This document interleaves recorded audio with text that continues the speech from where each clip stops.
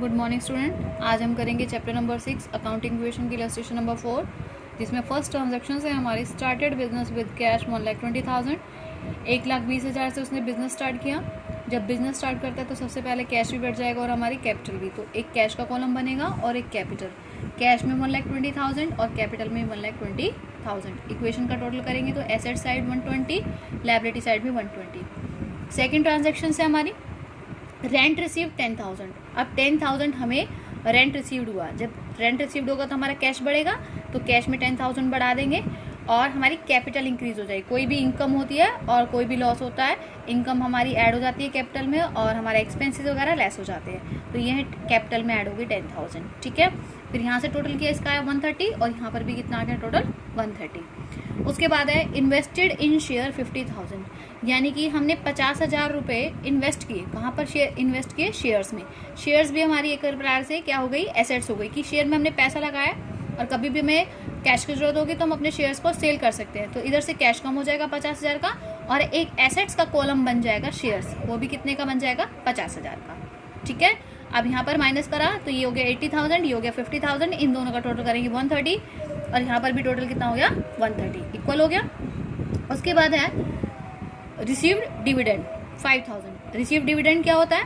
यानी कि लाभांश प्राप्त होना। लाभांश किस पर प्राप्त होता है? जो हमने शेयर्स लगाए हुए थे उस शेयर्स पे जिस कंपनी को प्रॉफिट मिलता है तो उस प्रॉफिट का वो जो हिस्सा देता है वो डिविडेंड होता है। ठीक है, तो वो हमें रिसीव हुआ, तो यानी इट्स मीन हमारी इनकम हो गई। तो 5,000 हमारे कैश में ऐड हो जाएंगे और 5,000 हमारे कैपिटल में ऐड हो जाएंगे। ठीक है, अब यहाँ पर हो जाएगा 85 और 50 और यहाँ हो जाएगा 135। इन दोनों का टोटल हो गया ना 85, 50, 135। यहाँ पर भी क्या हो गया? 135।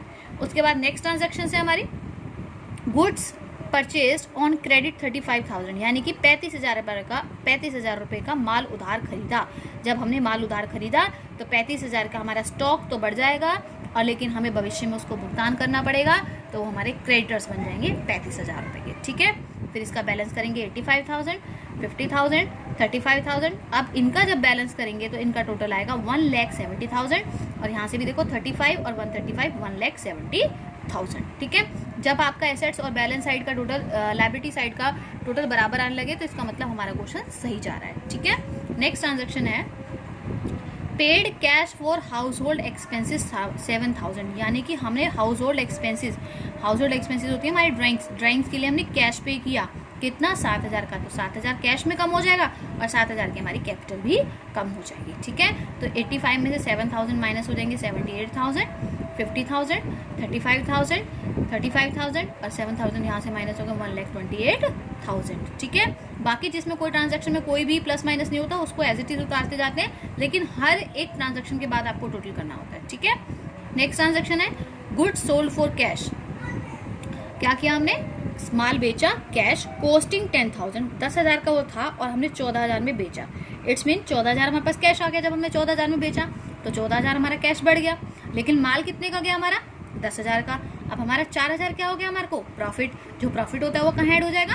कैपिटल में। तो 4,000 जुड़ गए कैपिटल में। अब इनका बैलेंस आया 78 और 14 को ऐड किया 92,000, 50,000, इसमें से इसको माइनस किया 25,000 और यहाँ 35,000, इसमें से ऐड किया इसको 1,32,000। ठीक है, जितने का माल था उससे ज़्यादा पर हम जब बेचते हैं तो हमें प्रॉफिट होता है और अगर कम पर बिकता तो हमें लॉस होगा। अगर लॉस होता तो कैपिटल में से ही माइनस करते हैं। ठीक है, नेक्स्ट है कैश पेड टू रागनी 35,000, यानी कि कोई रागनी है उसको हमने कैश पेड किया। जब पेड किया, ठीक है, अब ये रागनी कौन है? हमारे क्रेडिटर से जिससे हमने माल खरीदा था। ठीक है, तो 35,000 का माल खरीदा था, उसको पेमेंट की तो यहाँ से 35,000 कम हो जाएंगे, माइनस हो जाएंगे और हमारे क्रेडिटर्स भी क्या हो जाएंगे? कम हो जाएंगे। अब हमारे क्रेडिटर्स क्या हो गए? नील। इसका मतलब क्या था कि जिससे हमने उधार माल खरीदा था उसका भविष्य में जो भुगतान करना था वो हमने भुगतान कर दिया। ठीक है, नेक्स्ट है डिपॉजिट इनटू बैंक 20,000, यानी कि बैंक में पैसा जमा किए। कितने?